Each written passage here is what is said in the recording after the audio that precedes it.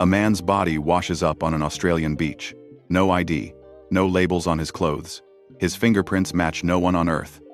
And in his pocket? A torn piece of paper with 2 words that would haunt investigators for over 70 years. This is the story of the Somerton Man. The mystery that nobody could solve. Until now. What's up, everyone? Welcome back to the channel. If you're new here, we dive deep into the world's most bizarre, unsolved mysteries and cold cases that'll keep you up at night. And today, we're covering one of the strangest cases in history. Before we get into this absolutely mind-bending mystery, do me a huge favor. Hit that subscribe button right now. Here's why. We're dropping a new mystery every single week. And trust me, the cases we have lined up are going to blow your mind. Plus, it's completely free, and you can always change your mind later. But you don't want to be the person who misses out on the next viral mystery everyone's talking about. So go ahead, subscribe, and then let's dive into this insanity together. Now, let's get into it. December 1st, 1948. Somerton Beach, Adelaide, Australia. It's a warm summer morning when 2 men are walking along the beach. And that's when they see him. A well-dressed man, leaning against a seawall. He's wearing a white shirt, tie, brown suit, and polished shoes. At first, they think he's just sleeping. Maybe had too much to drink the night before. But he's not sleeping. He's dead. Here's where it gets weird. When police arrive, they find 0 identification. No wallet. No ID. Nothing. But that's not even the strangest part. When they examine his clothes, they discover that every single label has been carefully cut out. His shirt, no label. His jacket, no label. Even his pants, no label. Someone went through painstaking effort to make sure this man could never be identified. The autopsy reveals he died around 2 a.m. Cause of death? Unknown. But doctors suspect poison. Specifically, a poison that leaves no trace. His last meal was a pasty from a local shop, eaten around 6:30 p.m. the night before. Witnesses had seen him at Somerton Beach earlier that evening, just sitting there, watching the sunset, like he was waiting for something, or someone. But who was he? And why did someone want him erased from existence? Now, investigators start digging. And what they find only deepens the mystery. In the man's pocket, they discover a rolled-up scrap of paper. On it, 2 words are printed. Tamám, Shud. These words are torn from the final page of a book. A collection of Persian poetry called The Rubaiyat of Omar Khayyam. And get this, Tamám Shud literally translates to ended or finished. It's the last phrase in the entire book. Was this his final message? A declaration that his life was finished? Police launch a massive search for the book this page was torn from. They ask the public for help, and months later, a man comes forward. He says, back in November, before the body was found, someone threw a copy of the Rubaiyat into his unlocked car, which was parked near Somerton Beach. He didn't think much of it at the time. But now, it might be evidence. Police examine the book, and on the back cover, they find something that sends chills down their spines. Written in pencil are 5 lines of letters, a code. To this day, nobody has definitively cracked this code. Cryptographers, code breakers, even modern AI have tried. Some believe it's a one-time pad cipher, impossible to crack without the key. Others think it's coordinates, or initials, or complete gibberish meant to throw investigators off. But wait, there's more. Below the code is a phone number. It belongs to a woman living just 400 meters from where the body was found. Let's call her Justin, the alias she was given in reports to protect her identity. When police question her, she turns pale. She says she once owned a copy of the Rubaiyat and gave it to a man in 1945, a man named Alfred Boxall. But here's the twist. Alfred Boxall is alive.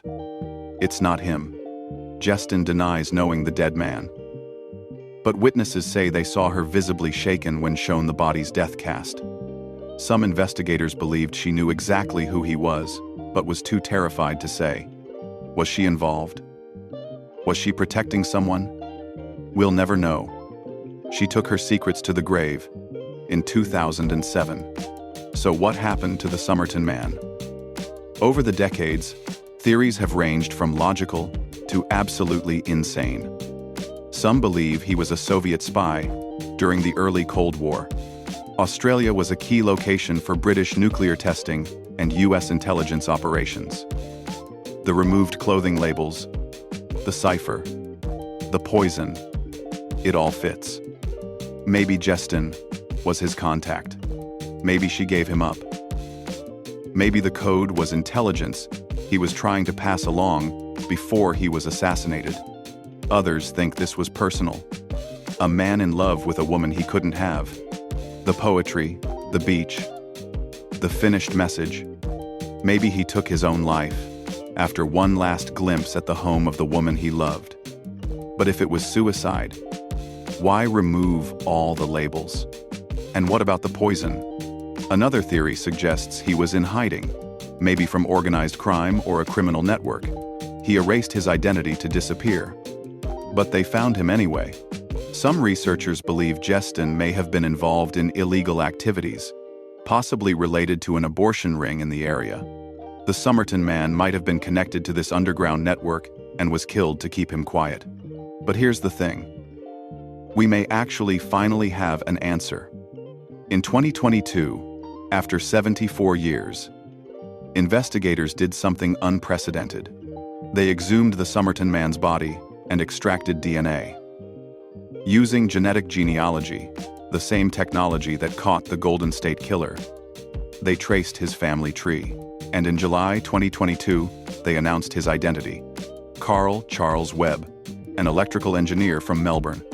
He was born in 1905, married in 1941, and his wife left him in 1947, just 1 year before his death. He had no known connection to espionage or crime. He was just a man.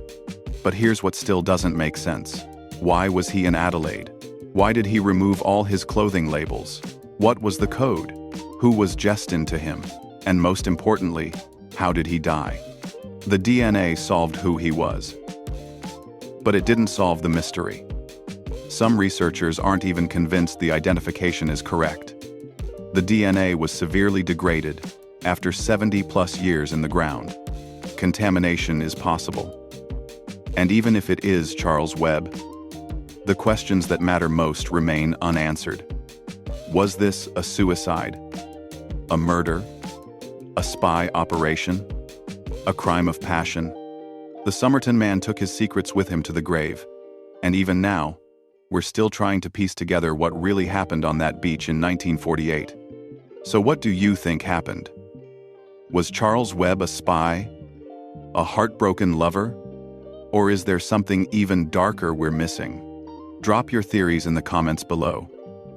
I read every single one, and I'll be responding to the most interesting theories.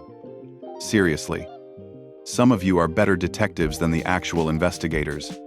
And listen, if you enjoyed this mystery and you want more cases like this, make sure you hit that like button. It actually helps more than you think. YouTube's algorithm pushes videos with high engagement, and your like tells YouTube that this content is worth showing to more people who love mysteries just like you do. So smash that like button. It literally takes 1 second. We've got a whole playlist of unsolved cases that'll blow your mind. We're talking mysteries even crazier than this one. The link is in the description, and I highly recommend you check it out after this video. Trust me, once you start, you won't be able to stop. And if you haven't subscribed yet, what are you waiting for? We're on a mission to build the biggest mystery community on YouTube, and we can't do it without you. Click that subscribe button and turn on notifications so you never miss when we drop a new case. Thanks for watching. Stay curious, stay skeptical, and I'll see you in the next mystery.